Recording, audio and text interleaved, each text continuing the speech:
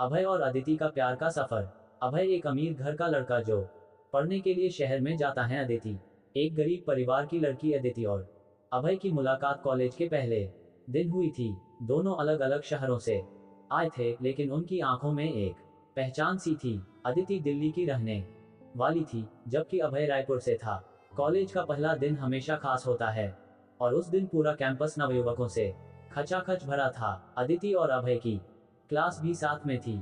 जब वे पहली बार मिले, अभय की हंसी और अदिति की मासूमियत ने दोनों को एक दूसरे की ओर खींच लिया। पहले कुछ हफ्ते केवल पढ़ाई, पेशेवर बातें और सामान्य दोस्तों की तरह गुजरे, लेकिन धीरे धीरे उनके बीच की दीवारें गिरने लगी। कॉलेज के प्रोजेक्ट्स में काम करते हुए वे दोनों अक्सर लाइब्रेरी में एक दूसरे से मिलते। कैफेटेरिया में चाय की चुस्कियां लेते हुए उन्होंने विभिन्न विषयों पर लंबी बातचीत की, जिससे उनके दिल की धड़कनें तेज हो जाती थीं। अभय की मुस्कान में अदिति के दिल की धड़कनें बढ़ जाती थीं, और अदिति की हंसी अभय के दिल के करीब जाती जा रही थी। धीरे धीरे उनके बीच का ये दोस्ताना कुछ और बनता जा रहा था। एक दिन अभय ने अदिति को कॉलेज के पास एक पुराने किले में जाने का प्रस्ताव दिया। किला शहर से दूर एक पहाड़ी पर बसा था, जहां से पूरे शहर का नजारा अद्भुत दिखता था। अभय ने अदिति से कहा, आओ हम दोनों वहां जाएंगे, शायद हमें कुछ समय के लिए खुद को जानने का मौका मिलेगा।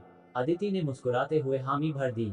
अगले दिन वे दोनों किले की ओर निकल पड़े। वहां की ठंडी हवा और खूबसूरत नजारे उन्हें और करीब ले आए।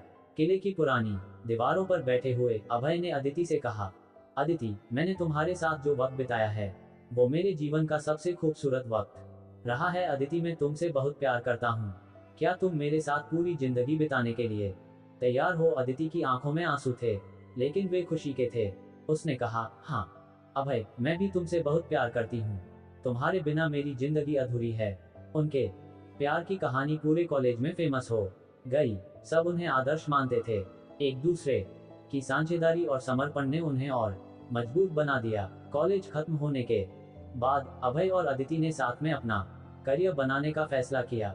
उन्होंने एक छोटी सी कंपनी शुरू की और धीरे धीरे इसे सफल बना दिया। अभय के पिता रायपुर में एक बड़े बिजनेसमैन थे, जबकि अदिति का परिवार एक छोटे से कस्बे में रहता था। अभय के माता पिता ने अदिति को स्वीकारने में थोड़ी हिचक दिखाई। उन्होंने माना कि उनकी पारिवारिक स्थिति और अदिति की पारिवारिक स्थिति में बहुत बड़ा अंतर था, पर अभय अपने माता पिता को समझाने में कामयाब रहा कि प्यार किसी स्थिति या स्थायित्व को नहीं देखता। आखिरकार अभय के माता पिता ने अपने बेटे की खुशी को देखा और अदिति को खुली बाहें से अपनाया।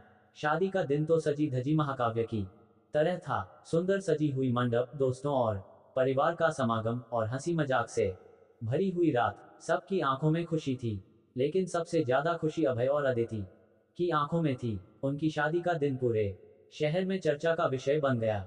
अभय और अदिति का प्यार सच्चा और अनंत था। शादी के बाद दोनों ने अपने अपने करियर को नए आयाम दिए। अभय ने एक बड़ी मल्टीनेशनल कंपनी में शीर्ष पद हासिल किया, जबकि अदिति ने अपनी खुद की डिजाइनिंग कंपनी खोली। वे दोनों अपने जीवन में जितने भी उतार चढ़ाव आए, उन सभी से मिलकर सामना किया, और हर दिन उनका प्यार और गहरा होता गया। बिजनेस और पारिवारिक जिम्मेदारियों के बीच भी उन्होंने कभी अपने प्यार को कम नहीं होने दिया। अभय जब ऑफिस से थके हुए घर आते थे, तो अदिति उनके लिए हमेशा ताजगी भरी चाय लेकर हाजिर रहती, और अदिति की कंपनी में जब कभी भी कोई नई डिजाइन बनती, वह सबसे पहला प्रोडक्ट अभय को ही भेंट करती। एक बार उन्होंने एक खास जश्न मनाने का फैसला किया। उनकी शादी की 5वीं वर्षगांठ पर अभय ने अदिति को उनकी कॉलेज के पास वाले पुराने किले में फिर से ले जाने का प्रस्ताव दिया। इस बार किला और भी खूबसूरत लग रहा था। अभय ने पैसे खर्च करके उसी जगह एक छोटा सा डिनर अरेंज कराया था। डिनर के बाद अभय ने अदिति से फिर एक बार वही सवाल पूछा, अदिति, क्या तुम मेरे साथ पूरी जिंदगी बिताने के लिए तैयार हो? और अदिति ने फिर वही जवाब दिया, हाँ अभय, मैं भी तुमसे बहुत प्यार करती हूँ। अभय और अदिति दोनों एक साथ प्यार से रहने लगे।